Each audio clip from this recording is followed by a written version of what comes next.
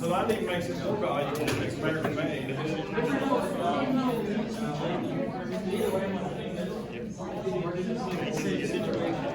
I play mine at church, so I have it a while, but I'm in the church.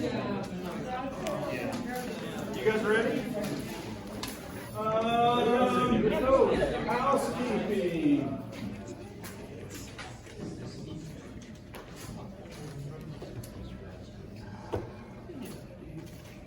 Test correction are due next Friday. Do I need to outline again what is required? The correct answer is really important. Yeah, that is really important. Why yours is wrong, the incorrect answer, and a book reference, and I want you to attach your old test, okay? And I want the new answers on a separate sheet, okay? So that's the easiest way we found to do that. So if you miss number 3, then you would write 3 down. You would do all of that and with the reference and so on, and then turn all of that in together, okay? And we will look at those and try to, well, hopefully you'll look at those and figure out why you missed them. That's really the important part. But we will give you some points for that. We had the best time with my student workers last night. I think those of you who actually answered the survey that I sent out, and we played Chemistry Family Feud, and it was a riot. Dr. Garris's team won. We beat Dr. Long's team. Dr. Rowe was our host, and so she did that. But I just wanted to say thank you for those of you. I got emails from a number of you who actually did that. So that is probably going to be the best way to account for that, is to say that out loud. Okay? Do what? Yeah. Please do. Yeah. Please be honest. Please be honest. Yes. So anyway. Yeah, if you actually did the survey. I did. Okay. All right. Do what? All of a sudden, a whole bunch more people did that, right? So we laughed. There were some hilarious answers. I'm considering actually maybe building one of those for review somehow, which should maybe do it on a bigger scale and to see what happens for this class later on. So I'm trying to figure out how to do that. But we had a great time, and some of the answers were hilarious when you start talking about the most biblical elements, and those are so hard to guess what people pick. Yeah. The number one, oh gosh, I can't remember now. I think it was carbon. So he breathed life into, I assume.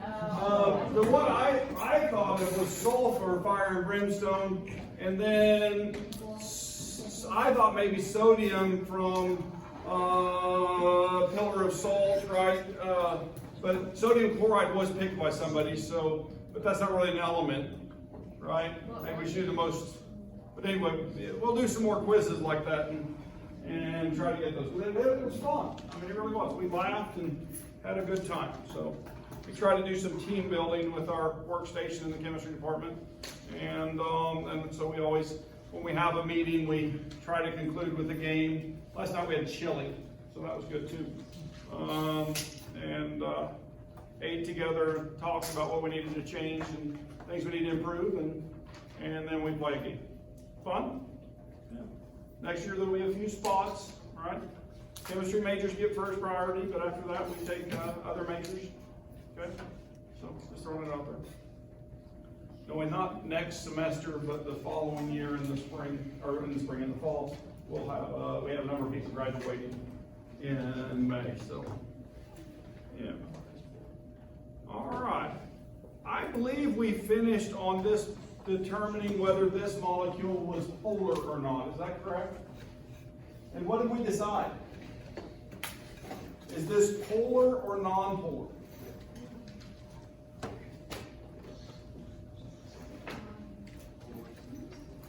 It's polar, isn't it? Because there's a difference between the electronegativity of the fluorine and the bromine, which those are connected. And there's another thing that's really important. What is it? The lone pairs, the asymmetry of the molecule or the structure, right? And so those two things combine to make this a polar molecule where I still have a difference in polarity between the fluorine and the sulfur, but that is a symmetrical molecule, so the horses are pulling evenly in all directions, right? And so this is nonpolar. Cool? All right. So working on getting you guys to see those things. All right. Now we're going to move into valence bond theory, which includes hybrid orbitals and bonding. And then we're going to do some molecular orbital theory. Okay? And we're going to do them in very basic ways that we're going to use in Gen Chem. Okay? And so valence bond theory is that a covalent bond forms between an overlap of the valence orbitals of an atom. Okay? And so if I take two atoms and I combine them, there's an overlap that forms the bond, right? Now, two atoms approach each other closely, the potential energy decreases, right, till a minimum energy is reached at the ideal bond length, okay? And bond lengths are only averages of lengths, just to let you know that bonds are springs. But anyway, both electrons occupy the overlap area and must be spin paired. What does that mean? They're spin paired. One goes up and one goes down, plus 1/2 and minus 1/2. That's from our quantum mechanics that we looked at, right? And we're going to go back to that in molecular theory. But anyway, so usually the atoms' orbitals are both half filled and one electron must reverse its spin. And so anyway, sometimes when we have a filled orbital and one donates both electrons, they call that a dative or coordinate bond. Okay? And so a lone pair can become the bond, right? So we see that when ammonia gets another hydrogen and becomes the ammonium ion, all right? And so that lone pair is donated by the nitrogen to make that coordinate bond. All right, then the shape of the molecule is determined by the geometry of the overlapping orbitals. And so there's some language that's going to go with this that's new to you guys. All right, I'm looking up here at the board. This is showing two overlapped s orbitals. Okay, two overlapped s orbitals, which that's common. And in fact, when I define this two overlapped s orbitals, that relationship between them, that first bond between any two atoms, is always called a sigma bond. Everybody say sigma. Sigma. All bonding relationships have at least a sigma bond. Okay? That's the first bond between two atoms. When we have a double bond or a triple bond, then we get some pi bonds involved. Okay? But all first, so this relationship is a sigma. It's two s's overlap. And here they're separated completely, right? Here they're starting to get so close together, they have about the same energy as being separated. If I put them closer together, then you see where the energy is going up extraordinarily fast, right? And so high that if I cram those together, I get what? Fusion, and is there a whole bunch of energy released? Yeah. So when they become one nucleus, it took so much energy to get them tight that when they actually come together and make something new, then boom, all that energy is released. And it's kind of cool. So anyway, but ideally that distance between two hydrogens is 74 picometers. And so that's the bottom of the energy well.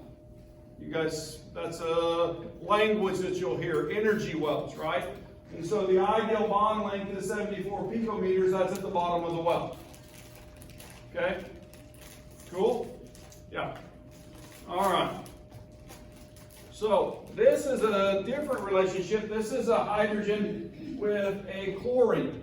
Okay, so if I'm looking at this hydrogen and chlorine, then what I see is the chlorine is participating in the relationship with a p orbital, right?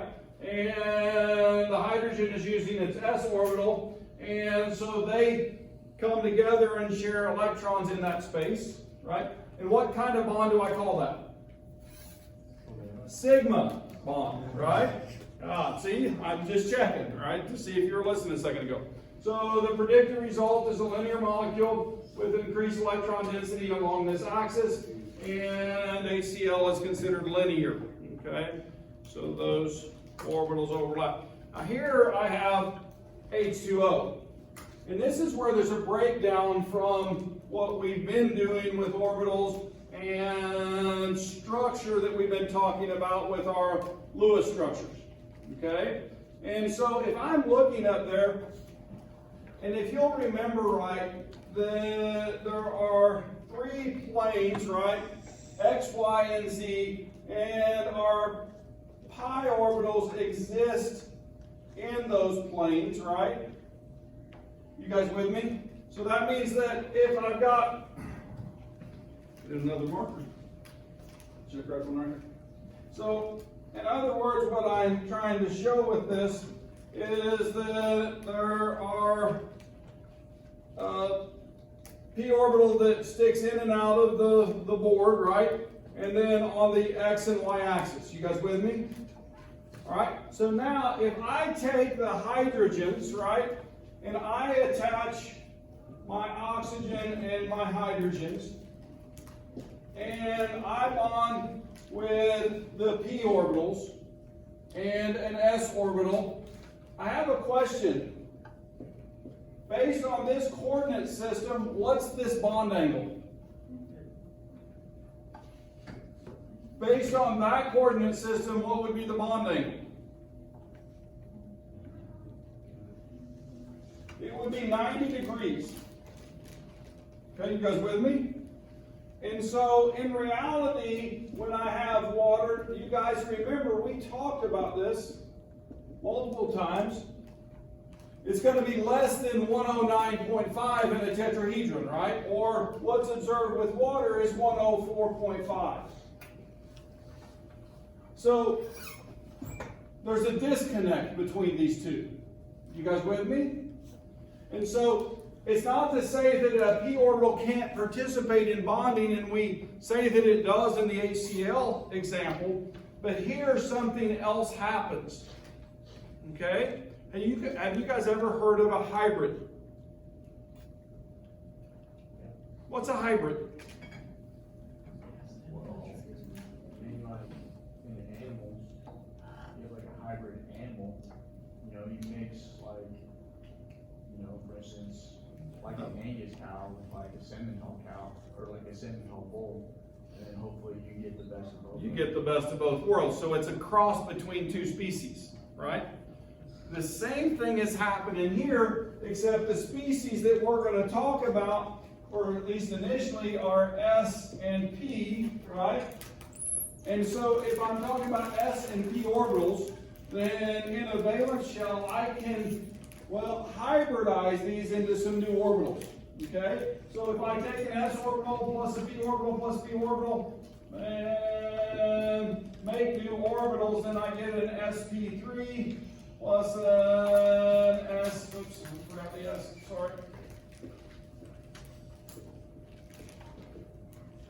And then one last one. Now, if you notice, I started with 4 orbitals, right? You guys with me? How many new orbitals did I make? 4. Okay? So, anytime I'm making hybrids, I'm making combinations of these. And we'll do the expanded octets later, but I'm going to do 3 different cases right here before I go over them. And I didn't do it this way in the other class, but So are all those outcomes or potential outcomes? these are outcomes. It's like they're guaranteed. And this is what we say happens to molecules when we're using this theory to describe them. Okay? So,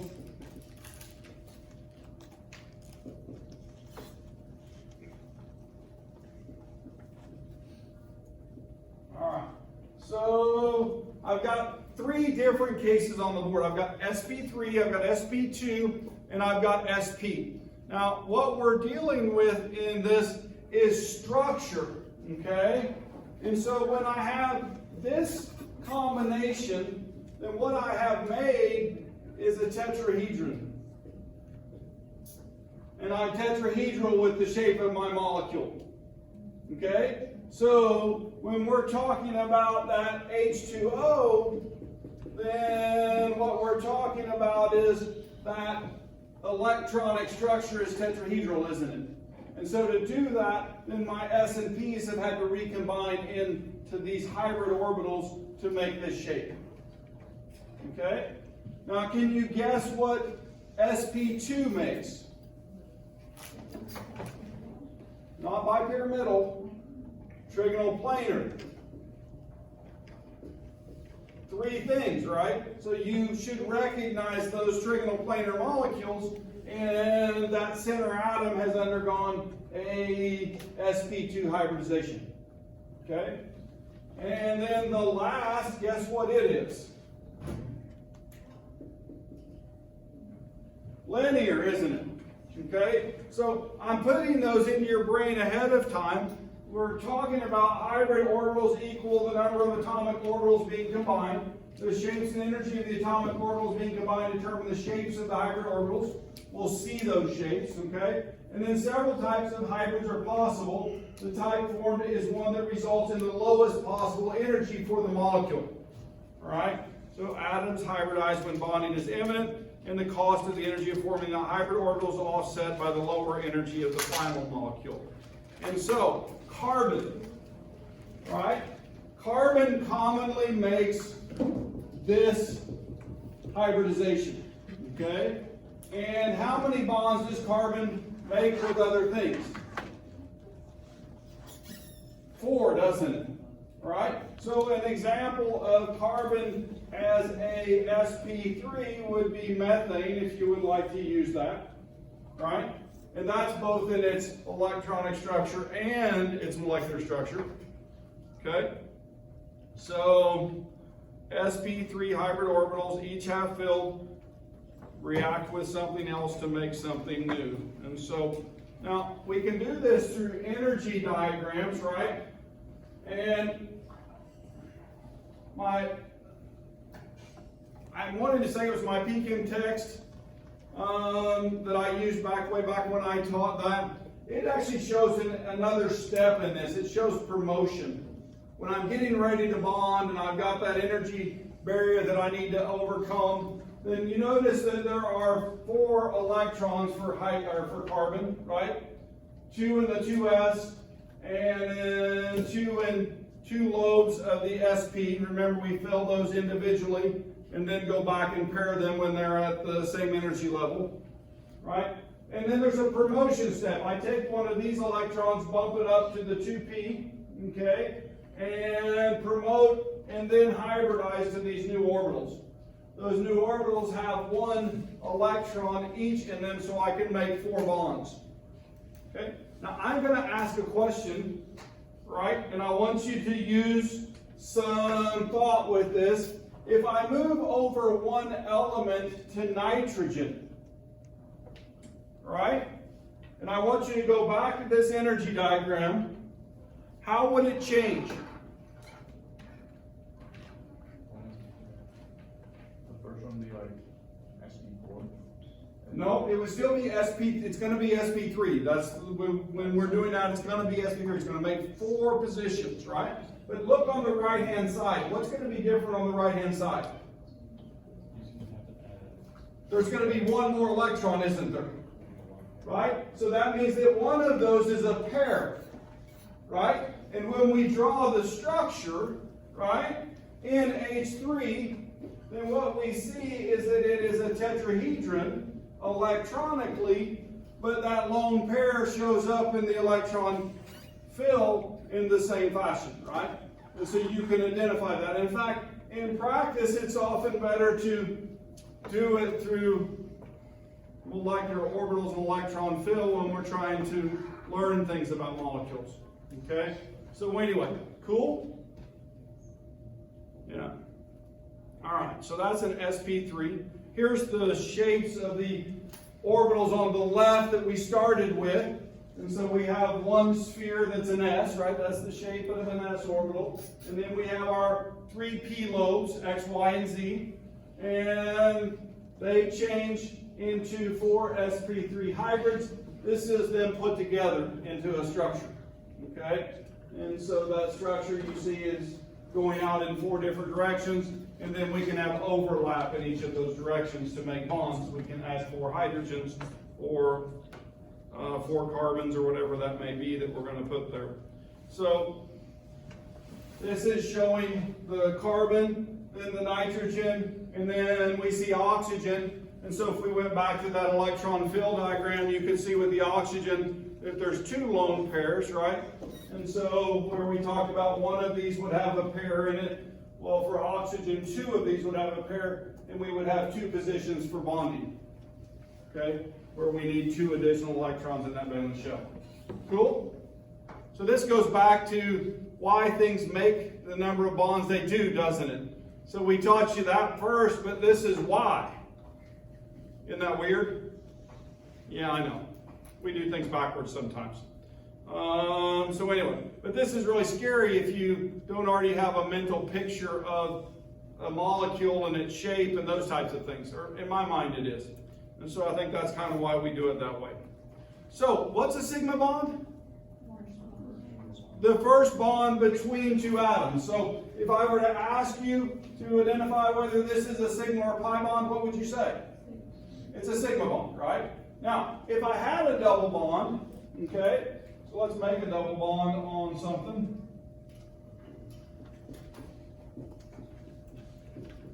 All right. This bond is a hydrogen bond, sigma bond, right? This bond is a sigma bond. One of these is what? A sigma bond. What's the other one? A pi bond. Now, I have a question. Just looking at this, can anybody suggest what the hybridization on this center atom is? It's on the board. Over here, this center atom is sp3. This is an sp3, but this one doesn't have, it's an sp2, isn't it? And what shape is it? It's trigonal planar. You guys catch that connection there?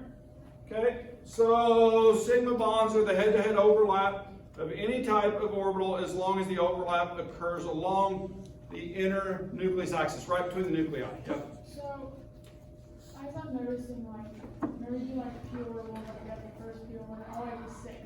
So as you get more p orbitals, do you just add electrons and like? Well, the ones that bond are in the valence shell, right? So when we start doing bonding like we're doing right now, we're only looking at those electrons in those outer shells.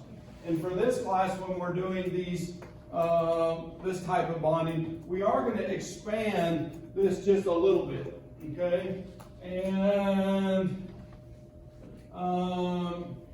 we're going to go to sp3d and sp3d2. Oops, d2. Right? And so when you look at this, this is 1 plus 3 plus 2.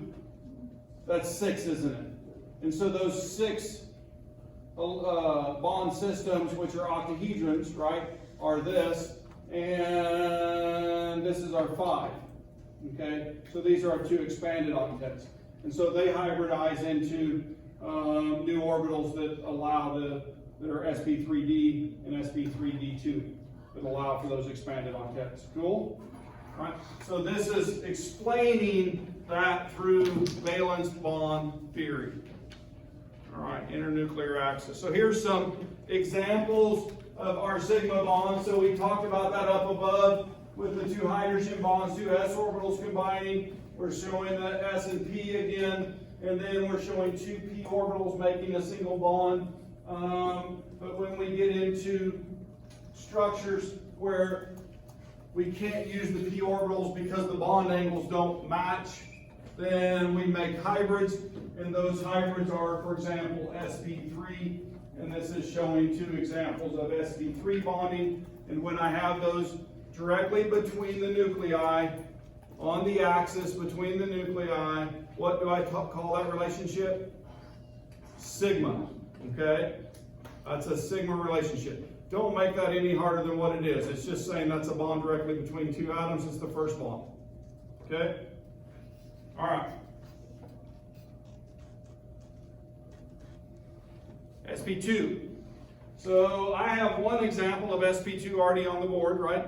In ethane, this is another example. We notice that there's a double bond between the two carbons up here on the board, right? You guys see that? There's a double bond right between those two carbons. So that means how many sigma bonds are in that molecule? There's 1, 2, 3, 4, 5, right? How many pi bonds are in that molecule? There's 1, right? Remember, the second bond between two atoms is called a pi bond. Okay, now I want to pull this right here, all right? So I know this is small, I apologize, but I can pass it around if you would like. This is the molecule that we have up on the board right now. Okay? You guys see it? The two hydrogens on either side, right? The sigma bond right here in the middle is the gray one. Okay? Now there's one pi bond, but the electrons can be on the outside on either side. Okay, you guys with me? So above and below the plane, or if you held it like this, in front of and back of the plane of the sigma bond. That is one pi bond. If I go to a triple bond, just so you guys can see it, right? Then what you can see is that one of them is this purple and pink, and then the second one is this purple and pink. And so those are the two pi bonds in this relationship, a triple bond. And what do you call the gray one in the middle? The sigma bond. Okay? Cool? All right. So we're getting our language down. I'm really working hard on you guys getting this language. Because if you don't get the language, then it makes the rest of this more difficult. Okay? So anyway, so you can see those. And you guys thought I'd just come up with some kind of new cool drink holder, right? It's a molecule. We'll talk about that one in a minute. All right. Did I say everything on this slide? I think I did. All right, so this is showing the sp2 formation, the hybridization, and so it shows that we have 3 sp2 orbitals. To get those as far apart as possible, valence shell electron repulsion, right? Then to do that, then they're at 120 degree bond angles, and that makes a structure that's trigonal planar. Okay? Or, well, the hybridized to make that and end up in those positions. 1s and 2p's to do that. Okay? And so, and that's what we saw on either one of those carbons right there. That is a trigonal planar molecule. And you can actually see that right here, right? So 1, 2, 3, and 1, 2, 3. Okay, so that's the shape or the structure. All the elements are in one plane on that. Okay, I know the p bond is a little distracting, or the pi bond is a little distracting, but now we'll get rid of this. All right, shapes of molecules. All right, pi bonds. As 2 carbon atoms in ethene form a sigma bond, an unhybridized p orbital. Right. Oh, that's another part of this. The unhybridized p orbitals from each of the carbon. Right. Remember, we had if we go back to this slide, I forgot this. Right. Each of these carbons has this unutilized p orbital. Right. That's what the pi bond is made out of. The unutilized p orbital. Huh. Cool, right? So, pi bonds. All right. Second lobe separates in areas of overlap above and below the internuclear axis and designated as a pi bond. And double bonds, according to valence bond theory, are made up of 1 sigma bond and 1 pi bond. Okay? Now, I'm going to tell you this right now, and it's a preview. And that preview is that things with double bonds in valence bond theory are more reactive than things with single bonds. Okay? Double bonds are more reactive than single bonds. Triple bonds are more reactive than double bonds. Okay? So those electrons are way out here, ready for the taking. okay? They're available to react. And so they're much more stable when they're only right between the atoms, okay? So in the sigma relationship, that's a stronger relationship than the pi relationship, okay? Between the same atoms. All right. Animation, you guys want to see the cartoon? Yeah, here we go.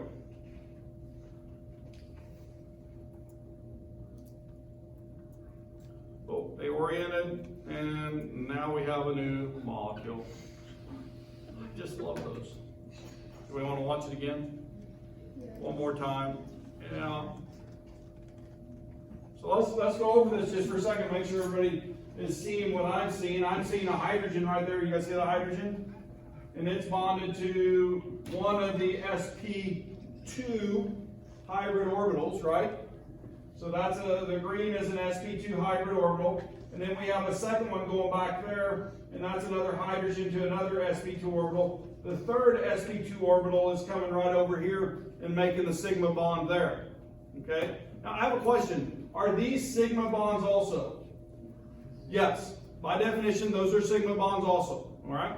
And then, if I'm looking at this, I have another relationship between these two, and that's this pi bond. What was the orbitals that the pi bonds were made out of? Or this pi bond? The p orbital. So the p orbital of this carbon and the p orbital of this carbon that was unutilized for hybridization makes the second bond. Okay? And then on the other side, we have the same thing over there with the hydrogens and the lobes of the sp2 orbitals. All right.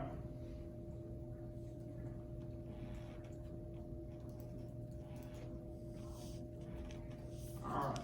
Ethyne. Okay? Ethyne. Look, when I say ethyne, how many bonds am I putting in between the two carbons? 3. Hopefully everybody is saying 3. Okay? So I'm going to draw another molecule on the board. And it is C.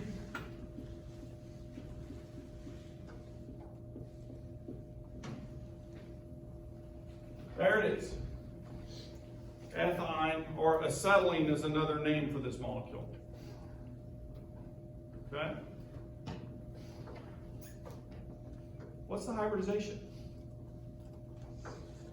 For each of the carbons. What's the hybridization of this carbon and this carbon?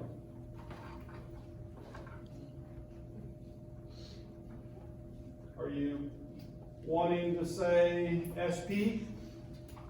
There's two bonding relationships. Would you guys agree with that?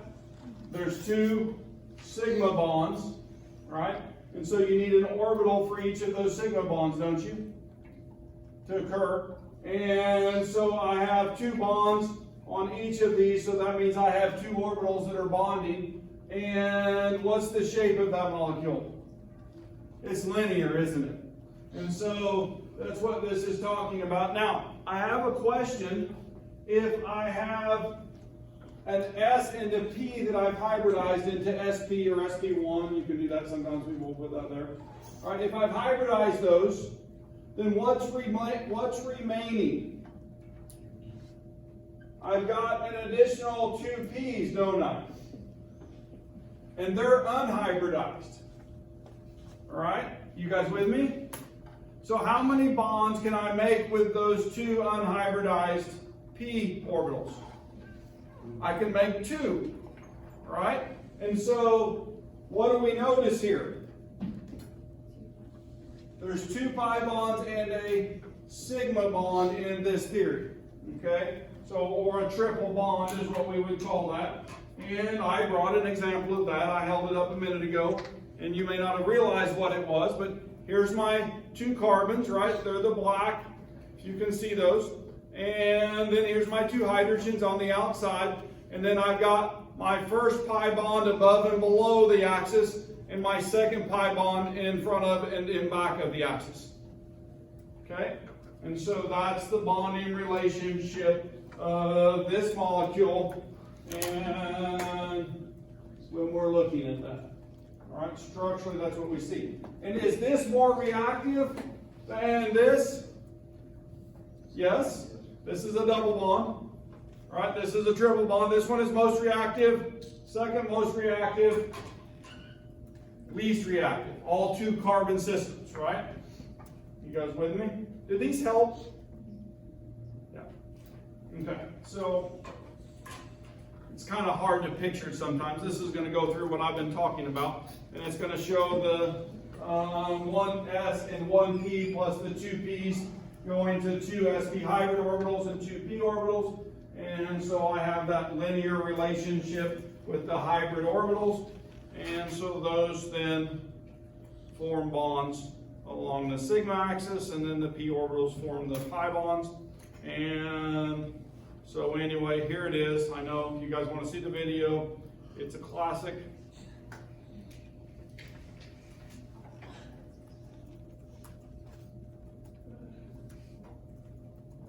It's fantastic, I know. We do it one more time. So I did one question. Yeah, I'll try. Why is there only one s orbital? Always. Because when we're talking about s orbitals, they contain 2 electrons and each one is a sphere. And so s is always that way. When I go to p, then there's 3 lobes to a single orbital, x, y, and z. And then when I move to d, there's actually more relationship. There's 5 different lobes of a d orbital. So And it's like a 4s is still the same way. it's still the same way. It's always a sphere and it has 2 electrons in its world, or however you want to say that. Okay, yeah. So S's only contain 2 orbitals. They can only make 1 bonding relationship if they're bonding. Cool? Yeah. All right.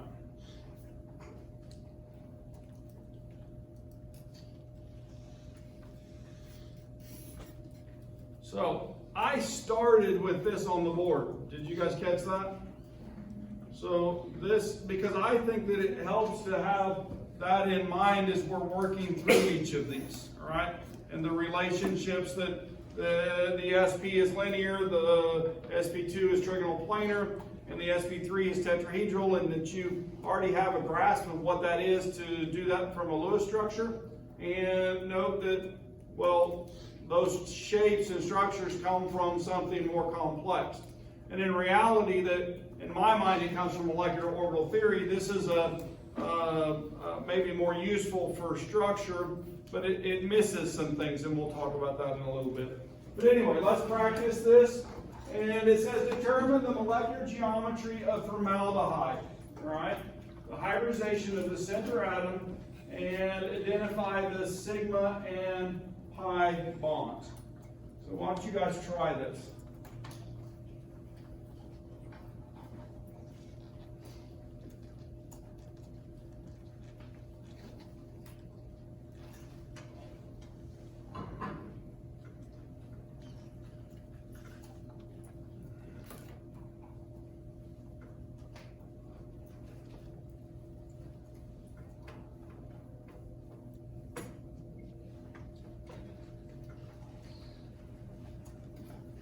So, what's the hybridization of the carbon?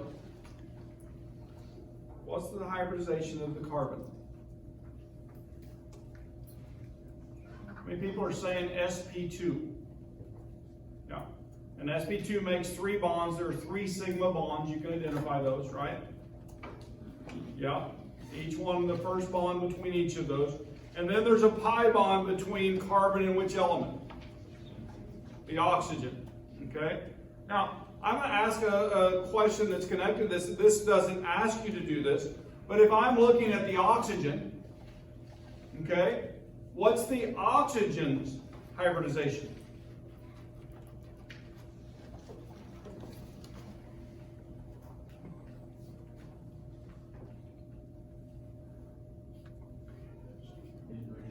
There's 2 lone pairs and a single, there's 3 electron domains, right? Let's just go back to what we were doing with Lewis structures. There's 3 electron domains. And so if I'm 3 electron domains, I am trigonal planar, right? You guys with me?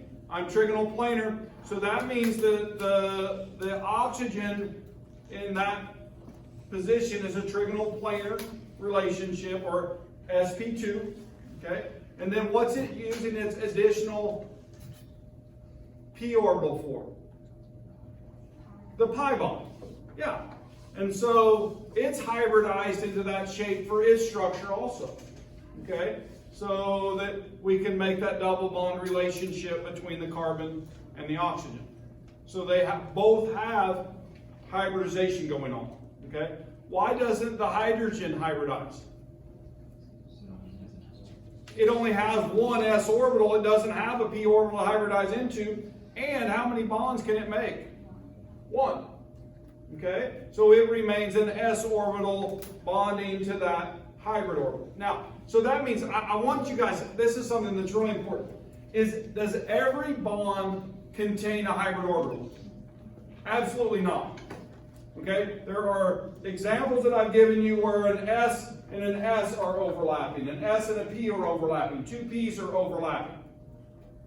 When do we start using hybrid orbitals? When, though?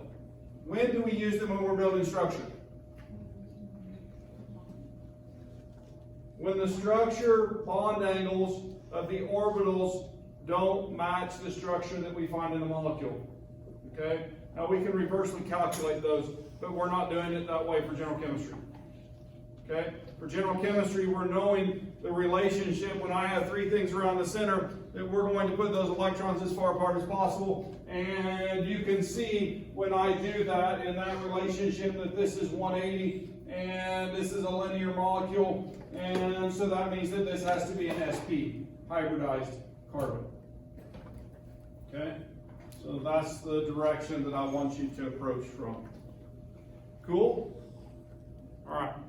So that you can identify them. I promise you on the next quiz and test, I will put molecules on the test, and I will say, what is the hybridization of the carbon atom? Or the carbon atoms? Or the oxygen atom? Or the nitrogen atom? What's the hybridization? Okay? I promise I'll ask you guys that. Yeah?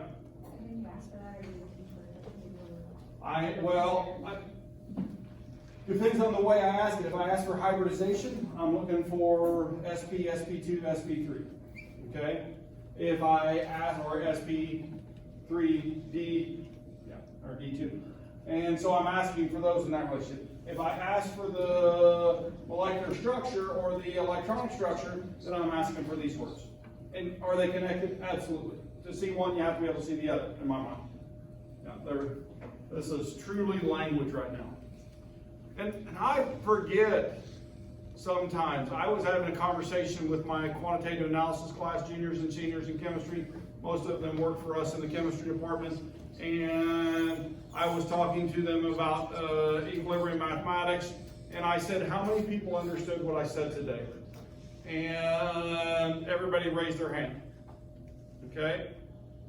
I had the same conversation. Then I said, you guys remember general chemistry when we were going over this? And I said, how many people understood what I was saying then? Every hand but one went down. And so I know I talk in chemistry, but if you hang around long enough, I can teach you guys how to talk in chemistry too. Okay? And I apologize when I use it and I don't explain it well enough, but if you guys nod at me, then I think you got it.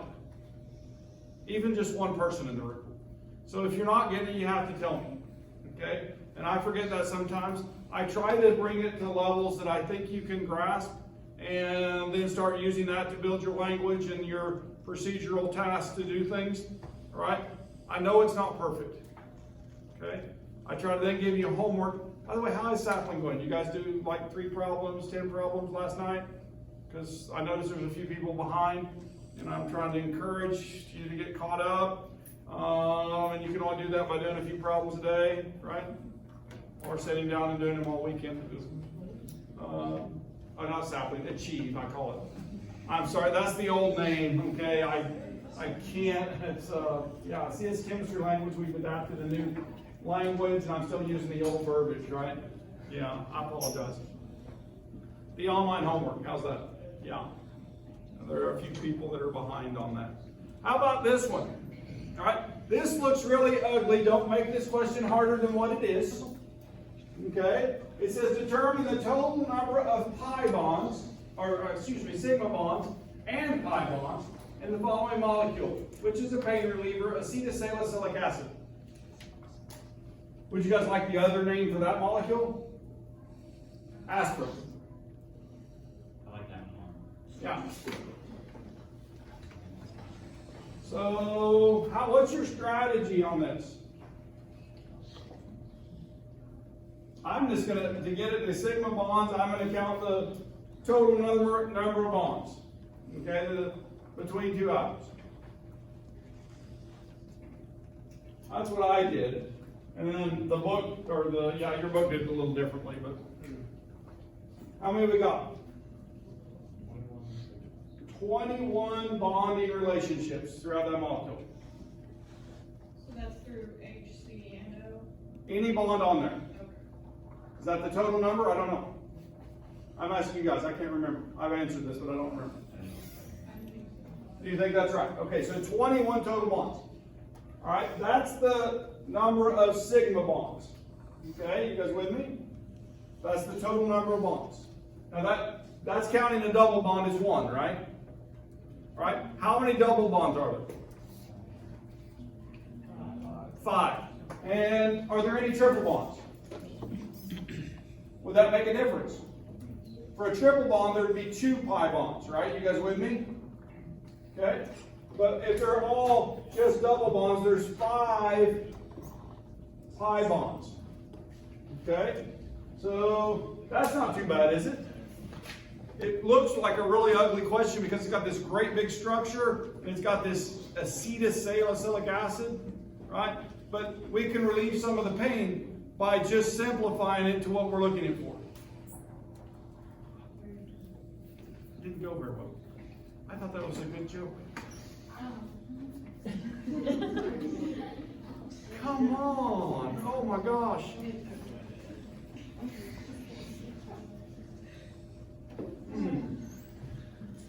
That's more like a stomach ulcer from the phenolic form of this molecule. So anyway, all right. Chemistry jokes. Oh, they're awful. Can't help it. I just like to tell them periodically.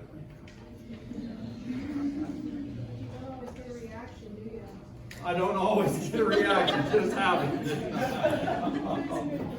That's cool. I like that. So anyway, let's this slide is talking about this. Okay? It is talking about this. Let's stop here for today. Have a great weekend.